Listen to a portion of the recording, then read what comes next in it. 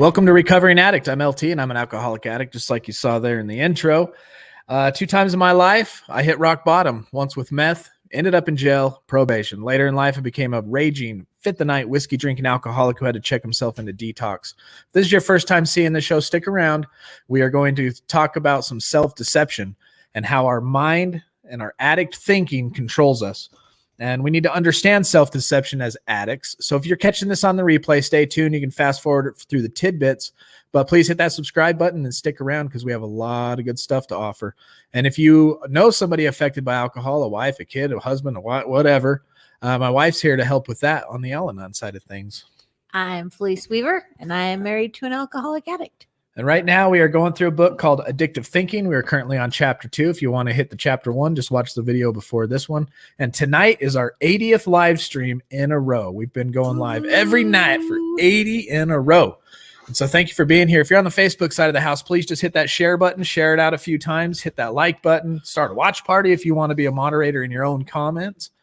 And you never know who this is going to help, who it's going to reach at the right time. I love the stories I hear when I go to AA, NA, or even when you just bump into people on the street that have these crazy stories. I was doing this, doing that, and came across this, and this is where I'm at, and this is why I feel good, and I'm doing good today. Just, you know, those weird anomalies, not really anomalies. They seem like they're quite often because God works in mysterious ways. Can I get an amen? Fate encounters.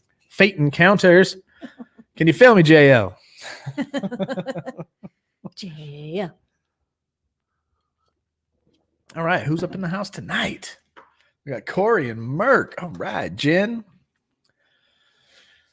Cherie just got off the Zoom meeting with you. That was a really good meeting. Cherie and her awesome dance moves. Oh, yeah. What's up, Brittany? Kat's in the house. We got Michael Teeter and Petey. I was on there with him, too. Alicia's in the house. Jacqueline, I got to see her pretty face today. That was awesome. Marilyn. My chair keeps sinking. Desmond, what's going on, mate?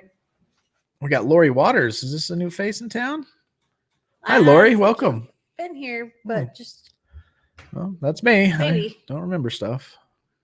It's been a while, I think. There's my mommy. I'm gonna have to show her how to. Mom, I'm gonna have to show you how to put a little profile picture up there for you so we can see that beautiful face of yours.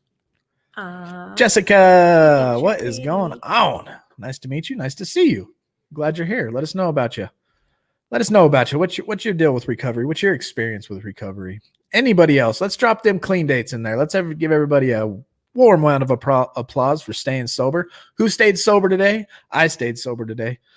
I know Sober James stayed sober today. He had an awesome inspirational story on there. This guy named John, right? His name was John? That was good. Good job, brother. Very well spoken, very intelligent man. Thank you, Marilyn. Wasted Treasures. Hey. Hey, Penny and Mark. Oh, that's Wasted Treasures. Oh, that's Penny's Facebook page. Oh, that's cool. Right on. She makes some very awesome Susan. decor. Nice to meet you. Nice to see you. Susan. You seem new. If you're a new face in town, drop them Facebook sobriety dates and let's user. say what's up to everybody. Amanda Hadley. Teeter, look at that. 31120. People know your last name. That's months, baby. That's months, baby. While you guys are dropping them dates, I'm going to go ahead and read our AA thought of the day. Some more things I do not miss since becoming dry. Think about this. What you don't miss about doing drugs or using drugs and drinking alcohol. Running all over town, finding a bar open to get that pick-me-up. Meeting my friends and trying to cover up that I feel awful. Looking at myself in the mirror and calling myself a damn fool. Struggling with myself to snap out of it for 2 or 3 days. Wondering what it's all about. Here's the question for us all. Am I positive I don't miss these things? Am I not? Are you positive you don't miss that old lifestyle of the vicious insanity of the cycle you would go through? Mark was talking about it in our Zoom meeting today, and it just brought me back to my cycle that I would go through.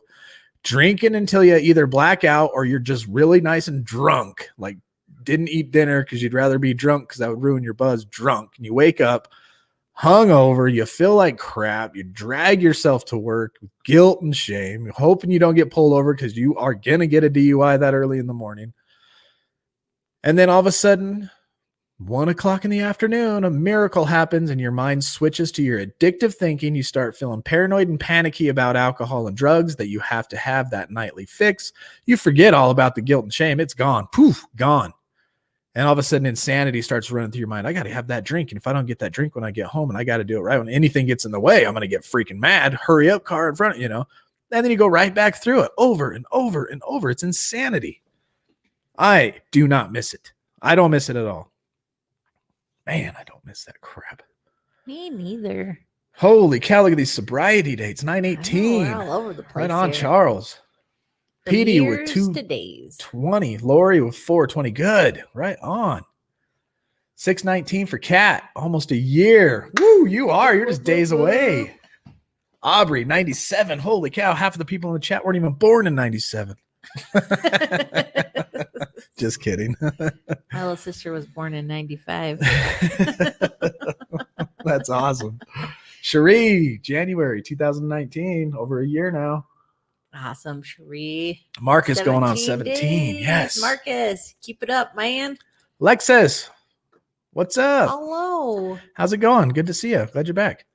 Marilyn, 32819. Good job. Yes. Alicia, 2003. There's another years. When you see the years of sobriety and they're still hanging out and giving hope and wisdom and strength to people in sobriety, you know they're working their program.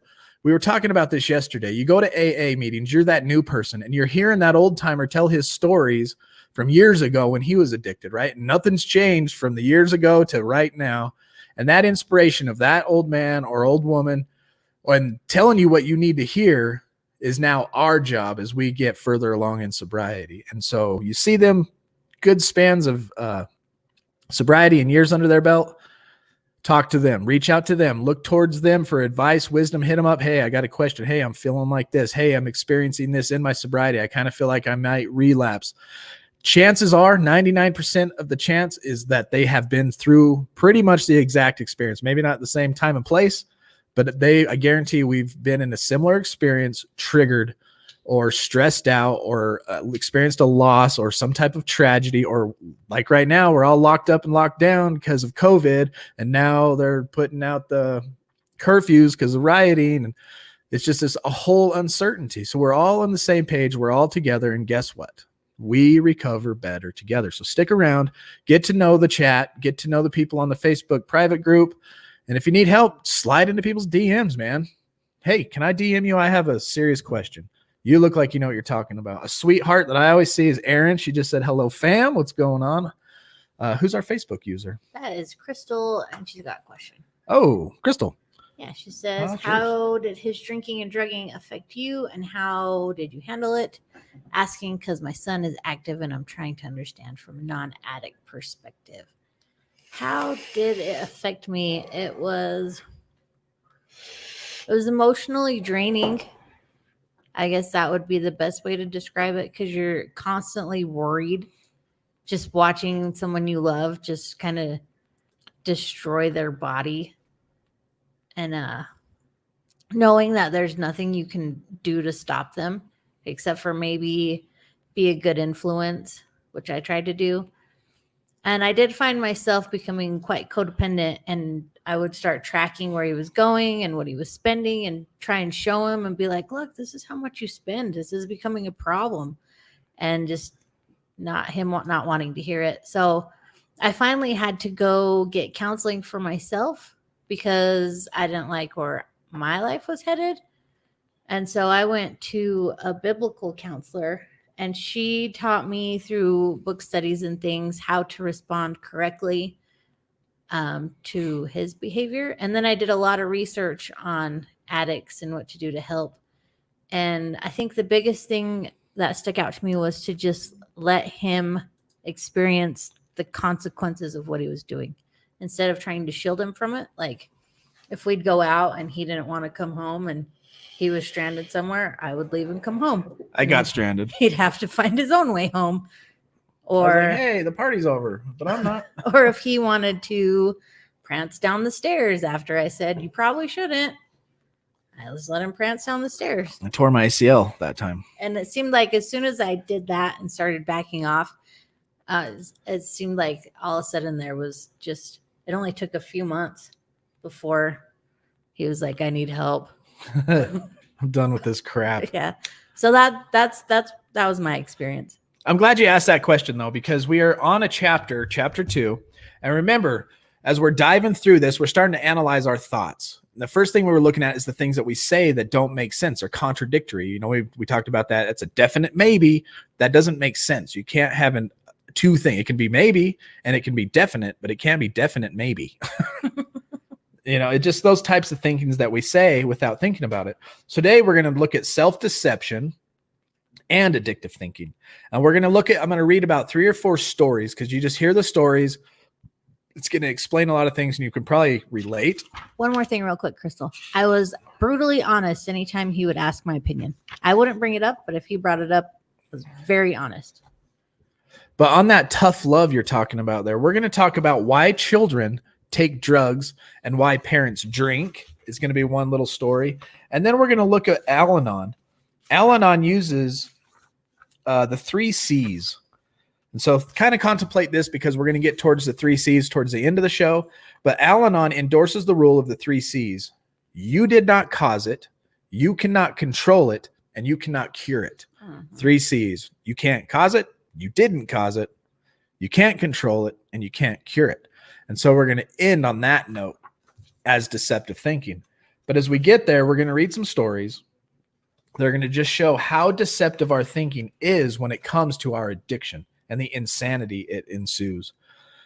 Before we do that, let's finish out our 24-hour day meditation of the day. It says, love is the power that transforms your life. Try to love your family and your friends, and then try to love everybody that you possibly can, even the sinners and the publicans. Everybody. Love for God is even a greater thing. It is the result of gratitude to God, and it is the acknowledgement of his blessing that God has sent you. Love for God acknowledges his gifts and leaves the way open for God to shower yet more blessings on your thankful heart. Say thank you, God, until it becomes a habit. I pray, here's our prayer of the day. I pray that I may try to love God and all people. I pray that I may continually thank God for all his blessings. Yes. Amen. Amen. That's exactly the way I feel. So at home in our AA, we may not share the same drug of choice. However, we can definitely relate to addiction horror stories. Indeed. Choose a sponsor whom you want. Amen. Good advice there. Tons of advice. Hey, Holly, welcome to the show. Crystal said 9/4/14. Some good dates. And that's a good question, Crystal. And if any of you want to hear Crystal's story, you can go back about 4 or 5 episodes, 4 or 5 streams ago, and you can see her story. She said it right here live on YouTube. Yeah. I see a lot of tough love, but I heard it put this way. Instead of tough love, another guy said it was love from a distance. I was like, oh, I like that. All right. Since that kind of seems to be the topic on mine, I'm just going to jump into that story first. And then we'll jump back, and I just hope it doesn't mess up the thread. But it says, an understanding of addictive thinking can help explain why some efforts at preventing alcoholism or other drug abuse fail. Most often, scare tactics are ineffective. Despite the well-publicized drug-related deaths of celebrities and extensive media education on the dangers of cocaine and heroin, many people still are enchanted by the drug mystique. The noxious consequences, including the helplessness of the addiction, the enormous financial cost, the legal problems, and the high risk of death, don't always register. An important insight resulted from a campaign urging young people, remember that, just say no to drugs, Nancy Reagan, when asked what they thought of the idea. And a number of adolescents responded, why? What else is there to do? Some youngsters who feel locked out of the American dream may turn to drugs as the only type of gratification that they believe they can achieve. Others who do have the opportunity for success may lack confidence in their abilities to succeed. Some others may not see why they should deprive themselves of pleasure. It feels good. Why can't I do it? And I'm not going to say no now. When achieving pleasure or relieving discomfort constitutes the ultimate goal of life, many people, especially youngsters, will turn to chemicals to reach these goals. It is undeniable that mind-altering chemicals may produce a desirable sensation. We did it because it felt good. That's fact.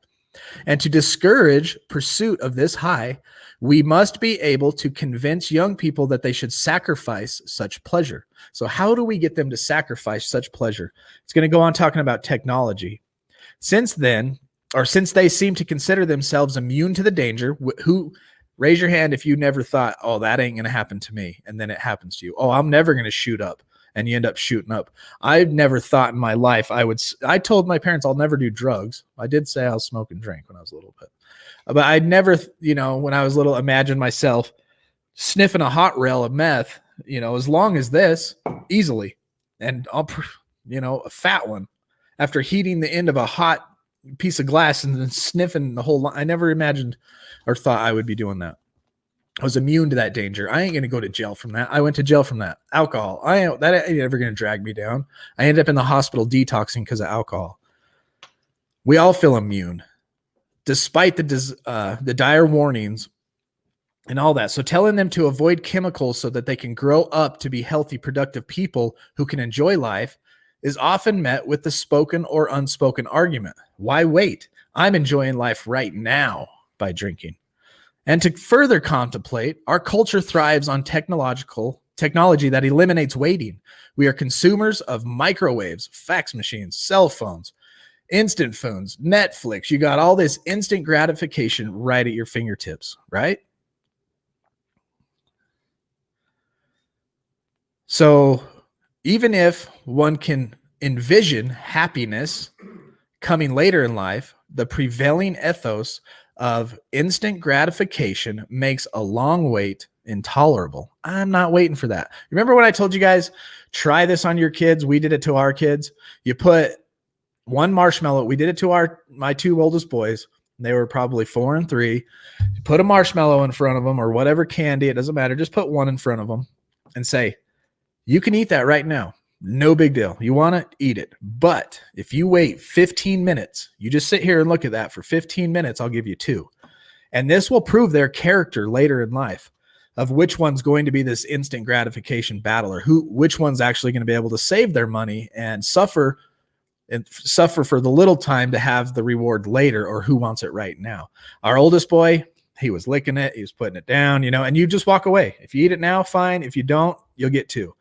My middle boy, he sat there and waited, and he would have waited until he got the whole bag of marshmallows. Yeah. My oldest boy, I think he made it to the second one and instant gratification. And to this day, the battle with those two in that realm of trying to teach them instant gratification to suffer now, or, work a little harder now and wait and have bigger, better pleasure later, is easier to teach one than the other. And the one you don't even have to teach. He's already there. His character is already set that way. What page are you on? This is on page 16. There you go, Marilyn. Page 16, Addictive Thinking. If y'all want this book, it's in the link. That's like one of the first links in the description. Just click it, and it's like $7 to $12. I can't remember. So to effectively prevent chemical use among young people, we would have to establish 1, ultimate goals in life other than the sense. Oh, wait, hold on. Let me reread that. Ultimate goals in life other than sense gratification and tolerance for delay. Does that make sense? Let me reread that again. To effectively prevent chemical use among young people, we would have to establish ultimate goals in life other than sense gratification, and 2, tolerance for delay. So we'd have to teach them tolerance for delay. Yeah, you teach them tolerance for delay. Our culture is not likely to embrace these changes. Instead, our culture embraces addictive thinking. Our culture's media, and I'm not just talking about CNN here. I'm talking about marketing and sales and Bed Bath & Beyond and Snickers and Nikes and YouTube and Facebook. They all promote to your addictive thinking. They point and poke at it. They know exactly what they're doing. And that's how we get stuck. I don't know if you guys ever played on TikTok. You could get zoned out and zoned into TikTok for 30 minutes and not realize it. And then you go, what did I even just watch? And can't even remember. You're just mindlessly. And that's that addictive thinking. That's that instant gratification. So we have to teach them other ways People may have addictive thinking patterns which block out certain facts. Even before they ever use chemicals, young people contemplating the use of cocaine, for instance, are often taken by promise of euphoria, ignoring the potential terrible cost. Thus, addictive thinking cannot be completely blamed on the effects of the chemicals of the brain. Ironically, another characteristic of addictive thinking is that while it distorts the thinking of addicts about themselves, it may not affect their attitudes toward others.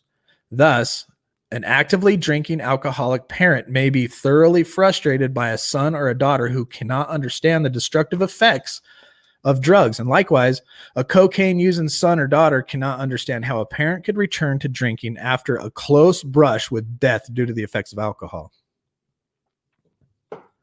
Remember this, for it is important, identification of addictive thinking must come from outside of the addict. It has to be pointed out to you. It has to be pointed out to me, because we live in denial, a self-delusion, in our own self-deception, and we lie to ourselves the best, and we believe ourselves the best.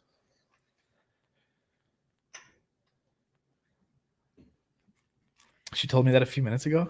Yeah, I'm assuming back when you were talking about TikTok and Twitter and things. Did she really?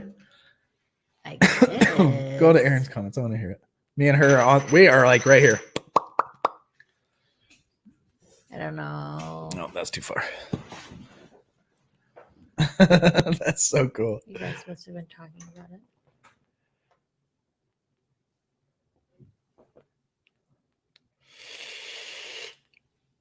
Oh, welcome, Groove. What's up, Groove? Celebrate recovery type vibes in here. Found you through Sober James. Glad I found you. Right on, brother. And thanks to Sober James. I'm glad you're here. Yeah. Welcome, Dwight. We are on addictive thinking right now, if you haven't noticed. And TJ. 5:20. Go, Sky, go. Go, Sky, go. That's what I'm talking about. Derek's here now. You feel me, JL? Donna. Welcome, everybody who came just a hair late. Oh, look, Polly Pinches in Whoa, the house. Polly, what's up, dog? What up? I haven't talked to you in a while. What did I miss? Polly's over there on side stage. He's playing stage crew. He's over here giggling. All right. Now let's back up before we get back into this, where we were headed. We kind of jumped ahead with those thoughts on kids and alcohol and drugs. Kind of makes sense, right? The tough love may not work. We might have to try a different strategy this time in our era in life where instant gratification is just bam. You know what I mean? And so let's start steering into what addictive thinking and self-deception looks like. And he starts it off with, I cannot stress enough the importance of realizing that addicts are taken in by their own distorted thinking and they are its victims. If we fail to understand this, we may feel frustrated or angry in dealing with the addicts. So in a sense here, he's speaking to somebody like Felice dealing with me. And if we don't understand that we are victims of our own distorted thinkings, addicts are very good at playing the victim. Oh, I would be doing better, but my boss is out to get me, man. You know what I mean? Or I can't work that job because I don't get along with anybody there. They all hate me. You know the whole victim thing. But in reality, the victim is us, but we are the victim of ourselves and our own distorted thinking. Often when we hear the old using or drinking stories, listen to this. When we hear these old drinking stories of recovering addicts, we laugh, right? Because they're absurd of the addict's thinking and behavior. And it can be freaking hilarious. This, however, is like watching somebody slip on a banana peel. After the laughter is over, we realize, oh crap, that person just fell down and they could really be hurt. So similarly, while we may laugh at an addict's antics, we should also realize that this person is suffering greatly during active addiction and that many people are still suffering in the same way. I don't know how many times, and I'm sure y'all know, how many stories start with, oh, this one time I was really drunk, or this one time we went out partying, or this one time I was, and then you laugh and giggle about the craziness that went on after that. But really, that is, we shouldn't almost laugh at. I mean, we do stupid stuff and it's funny, but as we're addicts looking back now in recovery, when we come across those conversations, we can see through that self-deceptive glimmer of what is fun. Like that's fun. No, that's not fun. That's leading to danger. That's leading to ruined lives and relationships and health. And I don't know if we can teach the ugliness. And that's one thing we're taught in our program, right? Is to uglify. And when you come across these stories, when you see the alcohol on TV, you replay all the negative of it and you make that a habit to uglify drinking. I don't need that in my life because it leads to this. Instead of that first deception that we believed, ooh, that looks like fun, and I'm going to try it. All right, so here's a story. It's a guy named Alan. He's a recovering alcoholic, was obviously to the effects of his drinking, and in spite of what people said to him, since he drank only beer, he was certain he didn't have an alcoholic problem. Eventually, Alan became physically sick. He could no longer deny that something was wrong. He concluded that by drinking a half a case of beer daily, he was consuming too much fluid. So he switched to scotch and soda. And when the physical symptoms got worse, he blamed the soda and switched to whiskey and water. And as his symptoms got even worse, he eliminated the water. Is this rational thinking? No. Of course it's not. Can it be classified as psychotic thinking? And he says not by the current definition of psychotic. So no. So psychotic is a general term for any major mental disorder characterized by endangerment of personality and loss of contact with reality. But this thinking was clearly different from normal thinking. So it wasn't psychotic, but it definitely wasn't normal thinking. Addictive thinking is not affected by intelligence either. So this first little piece we're looking at is the intelligence factor. Addictive thinking is not affected by intelligence. People functioning at the highest intellectual levels are as vulnerable to these thinking distortions as anyone else. In fact, people of unusually high intellect often have more intense degrees of addictive thinking. Thus, highly intellectual people may be the most difficult patients to treat. Hey, Lee, I am glad you're here too. So glad you're here. Tim had a question. What do you think about selfishness being a part of addictive thinking? Absolutely. Yeah. I mean, you're only thinking about self and it's your addiction that's keeping you there. I don't know how to expand on that more, but yes. Selfishness is a complete part of your addictive thinking because you're telling yourself reasons why that you have to have what you want and screw anybody else and what they say or how it affects them. I was so addicted in my addictive thinking what kept me drinking besides the doctor's opinion and the phenomenon of craving and the allergy, which affects me as an alcoholic and drug addict. I didn't care what it did to her or anybody else. I didn't care if I ruined my reputation at work, not until the next morning anyway. But then that even went away. And so the addictive thinking would even hide the guilt and shame of my selfishness. So absolutely. Desmond's my addictive nature. I can't eat one bit of chocolate. I have to eat the whole lot. I'm with you on that one. That was my downfall. I was a huge emotional eater, and now I'm reaping the rewards of that and trying to get all this excess weight off. Hey, and if I don't get to some of your comments or your questions, please forgive me. They go by pretty quick especially when I'm in blah blah mode. Mark says not to let Polly touch the Husqvarna. Oh, I won't. I almost put him to work though. I talked about, man, since I got Polly here, I might as well chop down that tree.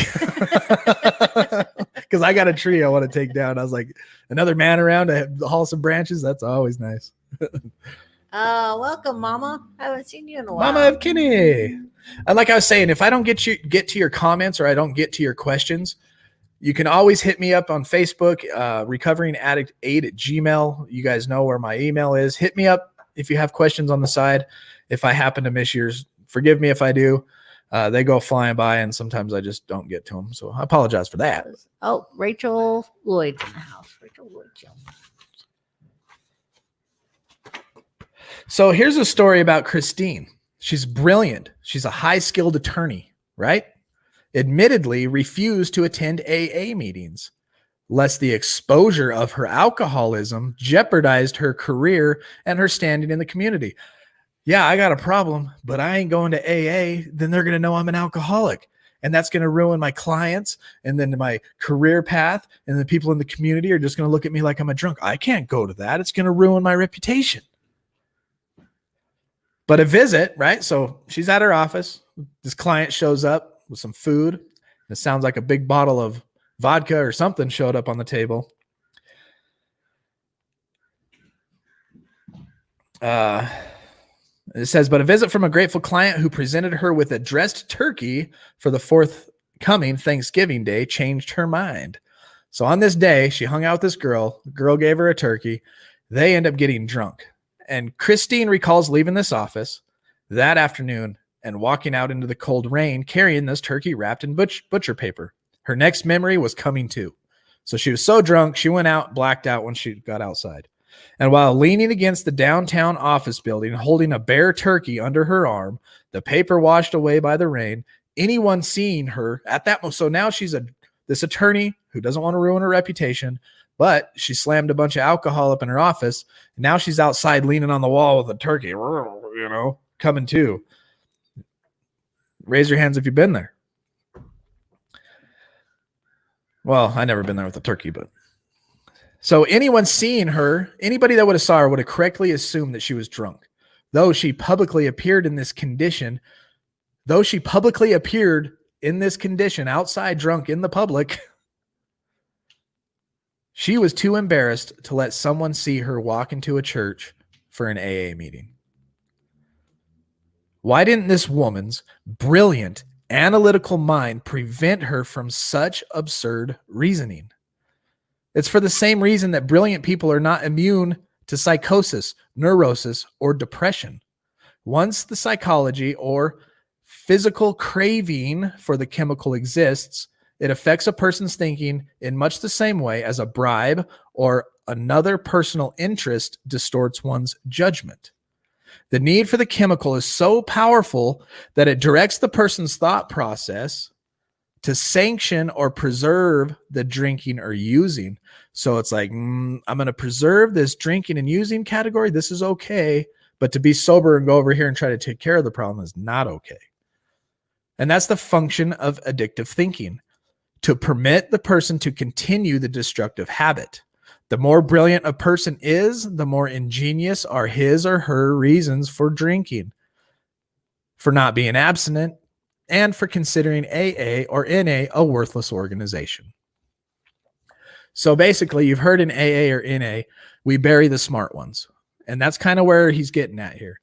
The smarter and more intelligent ones think themselves to death and are able to deceive themselves more through their addictive analytical thinking. I had a guy tell me that in AA once. I broke something down and he says, you're an overthinker, LT. And I was like, shut up. I was all offended by it. And so I went out there and I'm like, and he was a counselor there. I went up to him, Jim, what are you talking about? I'm an overthinker. He goes, LT, we buried the smart. I'm not trying to toot my own horn here, but he's like, we buried the smart ones. I'm like, what do you mean? Tell me about it. And then I was like, whoa, because it's such a simple program that people who are addictive thinkers, like most addicts and alcoholics who are in recovery at this point, most are highly intelligent people. Every one of them. I don't know if you've noticed people that get into recovery after a huge addiction go on to do amazing things and affect their community and just people around them in general. They're amazing, smart people. And the ones that overthink get buried because they talk themselves into it the best. Addictive thinking is different from logical thinking in that it does not reach a conclusion based on the evidence of the facts of the situation, but it's the reverse. The addict begins with the conclusion. So instead of going, well, if I drink, the outcome could be this. They start with, I need a drink. I need a drink or a drug, and then builds a case for the conclusion. Well, I need a drug and I need a drink, so I need to do all of this. Not they start with the conclusion and work backwards. And start with, instead of saying I need a drink and it's going to lead to this, which is negative and jails, institutions, and death. Whether it's logical or not, and whether or not the facts support it. Whether it's logical or not, whether the facts support it, they're going to convince themselves of it. That's addictive thinking.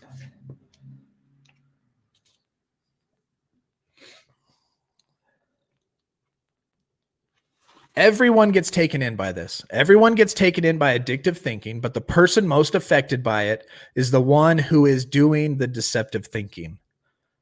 Everybody gets taken in. I can convince her through my addictive thinking, but the one person most affected by it is the one doing the deceptive thinking, the addict or the codependent. And the codependent has their own thought process of addictive thinking, and they're the ultimate victims of their own thoughts. The following story illustrates this point. Entering treatment would be dishonest. If I go to AA, if I go to NA, that's going to be dishonest. That's the title of this story. Anything in the comments I need to address? Let's go back just a hair. Oh, that's far. Nah, too far. PD says that you need to put Polly to work. They put you to work, Polly. Cutting down some trees. Oh, you're. But Merck says you can't touch my Husqvarna. That's I have two of them actually. 20-inch blade. This is a big boy saw we're talking about. 14. 14. Get out of here.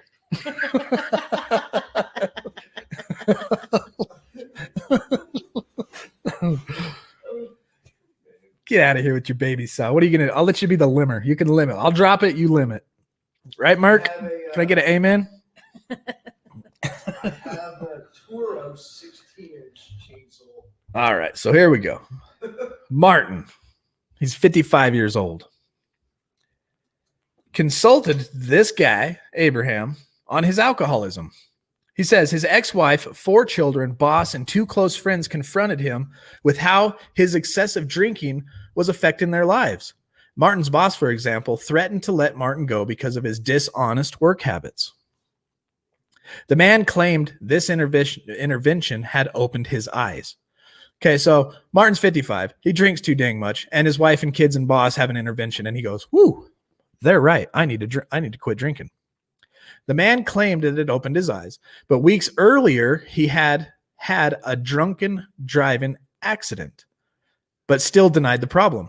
But when people cared enough for him to try to get him help, he realized that he did, in fact, have to stop drinking. In fact, he hadn't had a drink in 10 days since that intervention. And Abraham tells Martin his determination was good, a good beginning toward recovery. That's great. You realize you got a problem. Hey, you're sober 10 days. That's great. That's a good beginning to recovery, but it's not enough. But determination alone is not going to help you stop drinking. Treatment was absolutely necessary. And he gave him options for either residential or an IOP, intense outpatient treatment. Martin, however, refused to enter the treatment program. Though he certainly didn't want to lose the affection and closeness of his children or his job, he could not, in good faith, go to treatment. Why? Now get this. Why? Because he was certain he could now abstain from alcohol without help. So if he entered treatment only to please his family and business partner when he knew he didn't need it, it would be dishonest of him. And he was not about to do anything dishonest. Yes. Yes, Derek. Hey, welcome. Have we seen that guy before? Yeah, he's back. Oh, He's cool. back. Welcome, brother. Yes, we are talking about self-deception and addictive thinking. Hi, brother. I'll put him back up. Angelo. We're good at hiding it and excuses, finding ways out with the family and friends. Now that we're sober, we can channel that deception for a better outcome. Building 507. Word 507. Shout out. That's true, man. That is absolute. Channel that deception for a better life. Amen. All the energy we spent being a piece of crap can be channeled somewhere else. Yeah. Absolutely, brother. So this guy's drinking. He's convinced because he's 10 days sober, he doesn't need treatment. And so if he goes to treatment to please his wife and kids, that's going to be a lie. And that's why he talked himself out of going to treatment. Abraham says his urge was to bust out laughing because of the absurdity of the reasoning was tempered by my compassion for this man who was tragically deceiving himself. In many years of alcoholism, he had frequently lied to his family, his friends, and his boss. He hadn't been honest for years, but to enter treatment was unthinkable because to do so would be dishonest. This man actually believed that what prevented him from accepting help was his commitment to honesty. Such is the self-deception of addictive thinking. That making sense right there? He lost already. Yep. Thought, comments? Read it. My powerful false ego self allowed me to believe a lie regardless of my best efforts with self-will and self-knowledge. Comments? Have any comments on that? My powerful false ego self allowed me to believe a lie regardless of my best efforts with self-will and self. Absolutely. You know the outcome. You know the destruction, and we're going to get into that too here in a second, but yet you choose to justify it away. And on that note, let's take a 2-second break and hear our motivational quote with a real video because Cassie's back in her new house. Here's Cassie's motivational quote of the day. Hello, my recovering addict family. I'm so happy to be here. Thank you guys for your continued support. You guys touch my heart and soul so much. Thank you so much. I appreciate you guys. And as always, I'm back today with your motivational quote on the one and only recovering addict. Spread love wherever you go. Let no one ever come to you without leaving happier. Mother Teresa. That was a good one, especially right now. You guys know what to do. You do it every night with me. I appreciate you from the bottom of my heart. Thank you. Let's put it together and continue to spread that love. Amen. It. Let's make that our goal for tomorrow, you guys. Wake up, say your prayers, think gratitude, and make it your mission. The first person you come across and any other person you come across that day is going to leave your presence happier. That's going to make you think happy thoughts. That's going to make you think, what can I say that's uplifting? That's going to put you in a positive mind frame. Thank you, Mother Teresa. Try it. I'm going to try it tomorrow. I'm going to encounter people, and my goal tomorrow is to make them leave my presence happier than when they met me. You feel me, JL? That's from Charlotte. I learned that I will tell myself any lie under the face of the sun to get to my addiction. So being willing to admit that and own it guides me in recovery. Amen. Here's a question real quick from Haley. Do you feel that treatment is required to stay clean for longevity? Required? Oh, man. See, through my experience and what I went through, I was a meth addict. I was a tweaker. I was the tweaker you hear about on the news, right? I was stealing, robbing, committing crimes, and I got caught for one. I almost went to prison for 15 years, but luckily I got locked up for a year, halfway house, and then 3 years of probation. And I completed that because it scared me to death. And that's the only reason I quit. I learned nothing about the drug program that I went to. I didn't learn that I was an addict or an alcoholic. In my 30s, I started casually drinking. And by the time I hit 40, I was drinking a fifth of whiskey every freaking night. I was in this crazy alcoholic binge, a weekly, daily, 2-year binge, gallons on the weekend. I had to check myself into a detox center. And then I went to my intense outpatient program where I spent 5 months.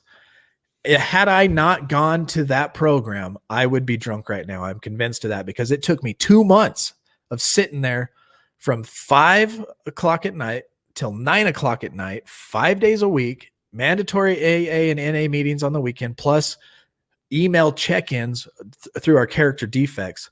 It took that much pounding on this hard head to get through. And it took 2 months, and I relapsed at 47 days. If you see my key tags, I got white, orange, and then it goes right back to white, orange. Because at 47 days, my addictive thinking kicked in. I convinced everybody around me that I was proving myself powerful over alcohol, that I had it whipped. I was like that guy. Hey, I'm 10 days clean. I got this. I'm wasting my addictive thinking was telling me, hey, you're in the middle of a remodel. You're clean. It's time to get to work on the house. You need to be around the kids and family. You've been wasting your life drinking. You're sober now. You got this. When no, you don't. I can't say for certain for you if it's necessary, but for an addict that's anything like me, I would say it's absolutely necessary. We are very hard-headed, stubborn people. We don't see until the blinder is lifted off our eyes. And until that miracle takes place, you are in high danger of relapse. Yeah. Yeah. You get the tools you need there. Here's all the wonderful thank yous to Cassie.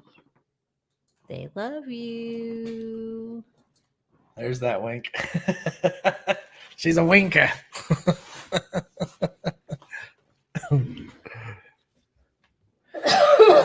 Only a social drinker, eh? Listen to this. Here's another example of addictive thinking, and it's provided by a skilled cardiologist. Here's another intelligent man who went to school, cardiology, whatever you want to call it, because I'm not intelligent. Cardiologist who drank heavily for years.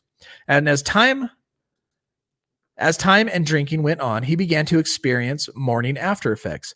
Although he got to the office and the hospital daily, he felt sick until quite late in the morning. Still, he knew that he was only a social drinker. He believed something was wrong with the way that his stomach absorbed alcohol. He was a doctor. Too much alcohol was the remaining in his stomach overnight. So he's just thinking, okay, my metabolism's not fast enough and I'm not digesting this alcohol quickly.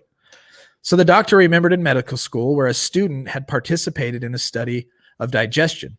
He was given measured amounts of food, and 45 minutes later, a tube was passed through his nose and into his stomach. His stomach contents were then evacuated and submitted to the laboratory for analysis. So basically, he learned how to pump his stomach through his nose. And he says, quote, I had become adept in passing a tube down my nose and into my stomach, the doctor recalled. And it occurred to me that this technique could be the answer to my early morning misery. Before going to bed at night, I would pass a tube into my stomach and empty its contents. As I expected, I woke up the next morning feeling much better. And I continued this practice every night for 6 weeks. And the only reason he stopped is because it irritated his throat so that his larynx almost closed off. And he was afraid it would require a tracheotomy to breathe. But not once did the doctor say, not once in those 6 weeks did it ever, this is his quotes, but not once in those 6 weeks did it ever occur to me that a social drinker does not have to pump his stomach every night. That is addictive, deceptive thinking. That is deceptive thinking. Oh, this is normal. Let me pump my stomach before bed because it's not the alcohol that's the problem. It's not me. It's my physical body. I'm not absorbing it fast enough. Addictive thinking. I'm a little bit mortified. Yeah. Just the thought of something going up and down through my nose. And getting good at it. Oh, yeah. Gross.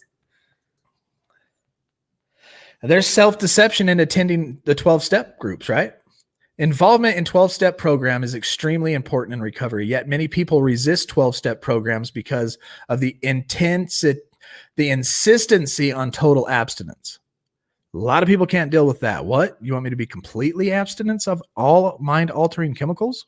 Many alcoholics and addicts, however, will deny this is the reason and convince themselves that they have other valid reasons for not becoming involved in AA. One alcoholic said, I can't go to AA because the meeting is just 1 block away from my ex's apartment. I ain't going there. No way. It's too close to my ex-wife's house. But he conveniently failed to admit that each week there are meetings at over 140 different locations in his community. So the same kind of self-deception occurs in codependency. So we just saw 4 extreme examples of addictive, self-deceptive thinking. We're looking at self-deceptive thoughts. And this actually goes to occurs in codependent people. And it's a lady who's married to a financial planner who could never True. go to Al-Anon. And if you don't know what Al-Anon is, it's family support for people who are affected by drug addicts and alcoholics who are not addicts themselves. And it teaches them how to live life around this addict and take care of themselves, basically. So the wife of a financial planner consulted me because of her husband's alcoholism. His drinking had progressively increased, and he now comes home from work, sits down in front of the television with his supply of beer, and that's where he wakes up the next morning. So far, he's been able to make it to the office every morning, but it's inevitable that before too long, he won't show up for work. So she knows where this is headed. She knows that he's eventually him sitting there drinking every night the way he is, it's only going to get worse, and one day he's not going to show up for the office. And he's going to lose his job before long. Good night, Shauna. Good night, Shauna. So the woman explained how during the past few years, their home life had deteriorated due to alcoholism. Father and son were no longer talking to each other. The couple had no social life.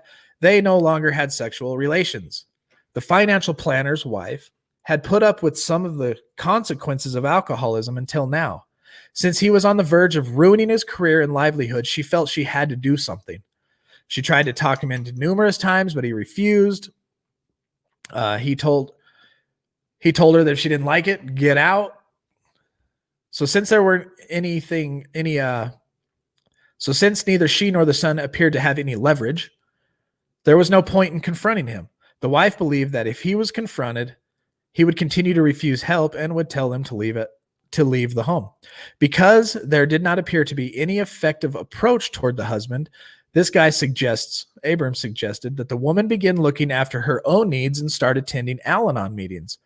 And he also arranged her to meet this guy named Robert, an accountant who is now in successful recovery and whose history had been almost identical to her husband's. Try to meet somebody that relates to your story. And it's a huge help. Reach out to people like that.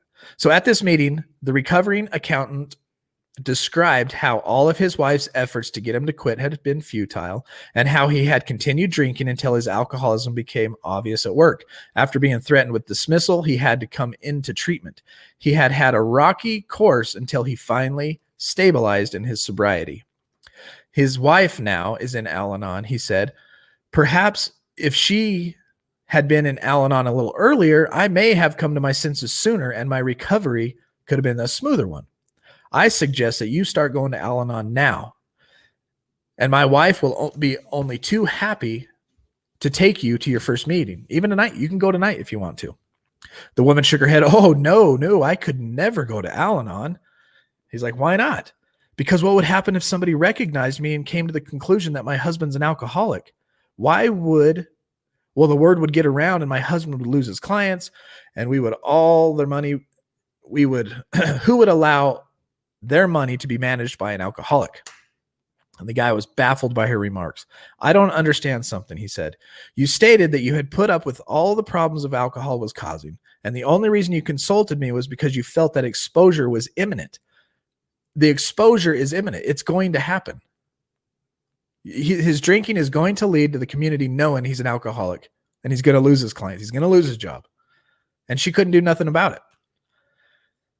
Since this appears imminent, why are you so reluctant to go to Al-Anon? From what you said, he's going to hit bottom in a much more serious way if the alcoholism is not arrested. From what Robert is saying, his opinion is that his wife's participation in Al-Anon could actually have forestalled him. If she goes, she might be able to help and save him before all that happens. And regardless of what both said, the woman held her ground, and she could not go to Al-Anon because she felt that it would expose the problem. And she couldn't see that Al-Anon was the only thing she could do that might help her avoid disastrous consequences. The point of that story is codependent co-addicts have addictive thinking and self-deception in a very similar way that addicts also do.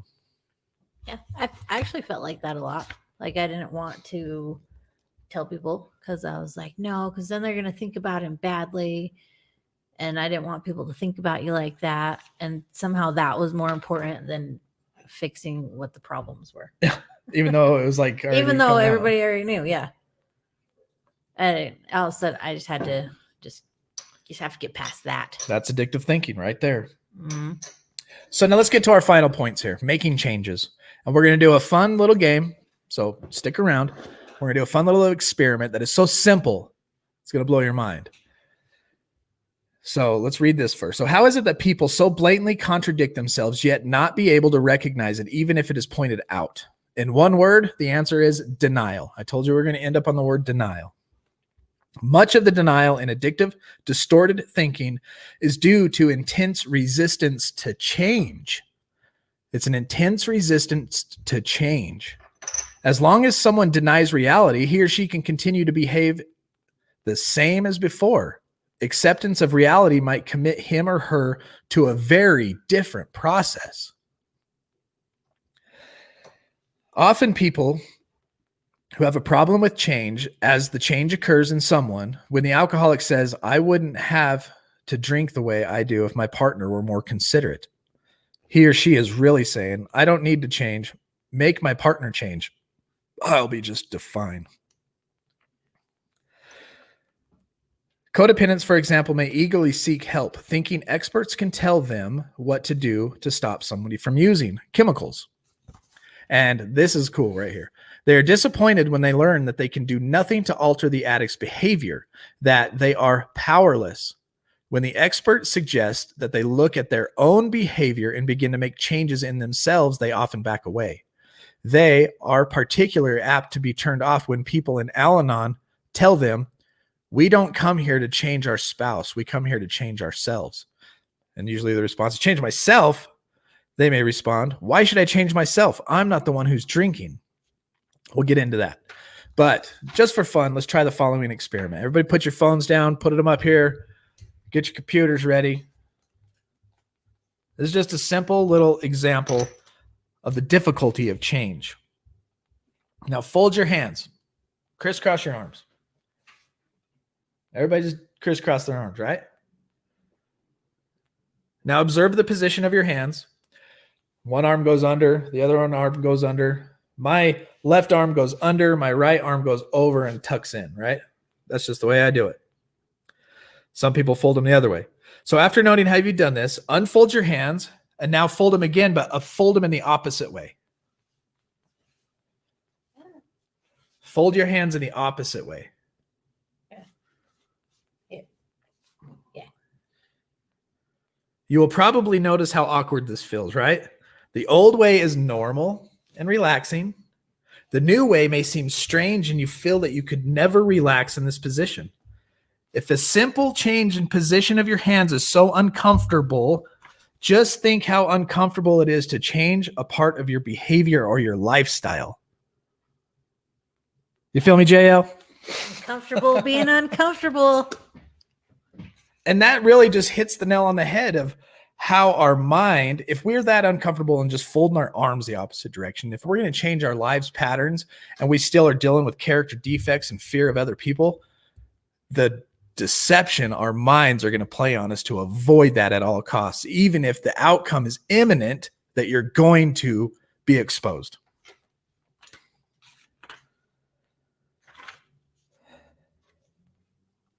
That reminds me of that article about how your brain has to rewire cravings, and after a certain amount of time it like starts to go into survival mode because it has to rewire and it doesn't want to. It's crazy. Yeah. The brain's crazy. All right. We're going to end with this little note and then we'll talk for a second. Feel that. What? Oh, Gold Nuggets moment. Yes. So simple. Oh, Aaron can't. I can't. I can't even do it. Feels so wrong. It does feel wrong. Now relate that to making huge life changes. And after time, if you made yourself fold your arms that way, you would get comfortable with it. It's only a matter of time. I'll have to play a video for you on that one of these days. It's like making yourself have to sleep on the other side. Yeah. Yeah. Or chew, like you're chewing your food from one side to the other. Just switch. So let's talk about the rule of these 3 C's now and Al-Anon. Does make us crazy.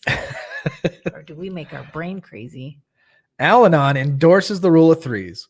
You did not cause it, you cannot control it, and you cannot cure it. But many people do feel responsible for another's addiction, do try to control it, and they do believe they can cure it. Sometimes it seems as though the codependent person's thinking, I am so powerful that I can cause addiction, or I control it, or I can cure it.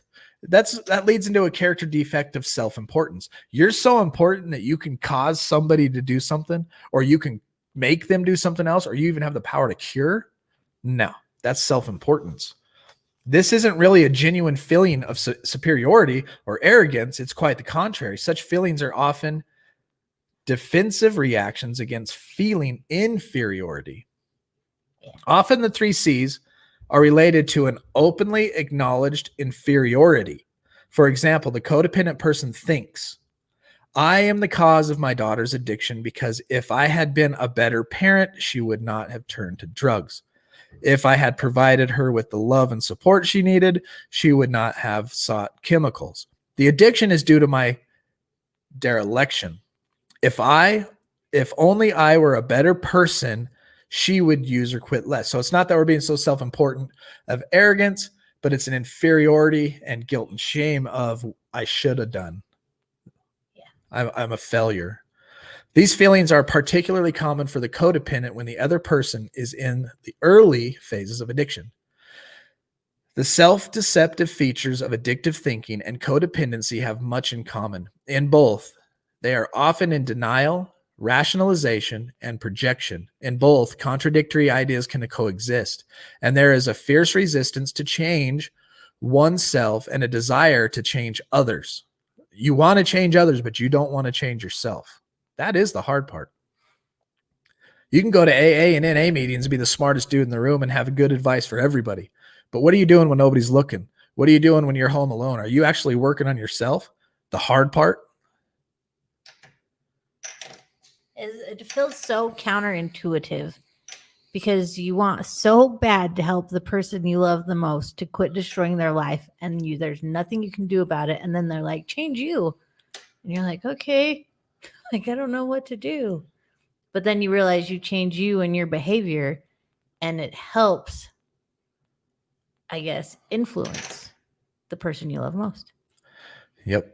And in both thinkings, there's delusions of control, and in both, there is invariable low self-esteem. Thus, all the features of addictive thinking are present in both, and only the distinguishing feature may be the chemical use. What that last paragraph told us through our deceptive thinking, our addictive, deceptive thinking, the only difference between an addict and a co-addict is I used chemicals. That is pretty much the only defining difference between a co-addict. And it is so hard too, because all that guilt and shame and things you feel, your addict knows how to use those against you. And so it's like they know, and they make you feel even worse about it. But then you have to learn to step back and realize that it's not personal. It's just like their own defense mechanism. And you have to back off and just just quit the confrontation altogether so that they can't blame you anymore. Crazy things.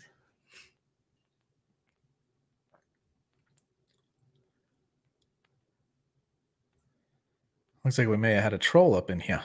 That was a while ago on Facebook. Oh, We got him out. who kicked him? I did. Good. We don't even entertain them. Get out of here, troll. I give them 2 comments. If the first one, because usually the first one's like, are they? And then the second one, they try a little harder and You're out of here, sucker. We got to protect this place because this place is truth of recovery. We want to be comfortable in recovery.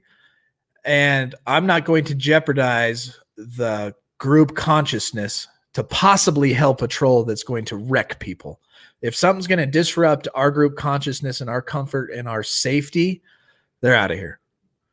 They definitely need help. They're definitely sick people, but now's not the time. You want to troll me? DM me. I'll get on the phone and we can chit chat. Yeah. Know what I mean? He's long gone. Hit that like button if you guys are getting value out of this. Well, yeah. You feel that, Sean Cannell? I always forget to like things too. I need a reminder. Hit that like button. I already did. Oh, thanks, bro. That's the second Thanks, Polly. one. I'll come in and say the prayer. Okay. And then tomorrow I'll say something. Well, tomorrow we're hearing from Yeah. so tomorrow, you guys, we have a special guest, Amber from Put the Shovel Down. She's a YouTuber. She's a counselor. She's been working in the industry for 15 years. She knows what's up. Really sweet lady from out east. She's got some accents like y'all out there in Eastland. Southland. East South. Southern accent.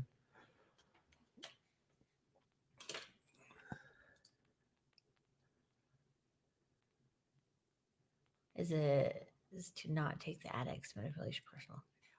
Yeah, it is very difficult, but you can do it. Yep. She even gets triggered of our old fights sometimes and will react in her old ways when I trigger her in a sense and get to that defensive, emotional. So then wait a minute. This isn't one of those drunken fights. Yeah. Sorry about that. Talk myself out and apologize. Yeah. We got recovered. We're recovering. We recover better together and we're recovering together. And that's part of the process. I only once knew the truth about myself, being brutally honest with myself. I worked out my character defects through 12 steps, and God, as I understood him, gave me peace of mind and at heart. Amen. Amen, Aubrey. Love you too, Alicia. All right, let's say our prayer. Yeah, look forward to that, Murd. Tomorrow's going to be awesome. I can't wait. We got Polly Pinch up in the taught me house. So many I'm here, things. dude. Yeah, we're getting through it, Jacqueline, though. So praise God for that. God, grant me the serenity to accept the things I cannot change, the courage to change the things I can, and the wisdom to know the difference. Amen, JL. Amen. Y'all have a good one. If Polly's missing a limb in the next few days, we didn't do it. It wasn't us. It wasn't a chainsaw. What? A limb from the Husqvarna. If you don't know, now you know. We're here every night at 8:00 p.m. We're going through a book, Addictive Thinking. Tomorrow, Amber. Friday, we could possibly be hearing live here in studio from Polly. I think Polly should tell us his story. If you think so, drop it on the Facebook group. Hit us up in Discord. Let us know what you think. But until then, you guys stay strong, work your program, and remember that we recover better together.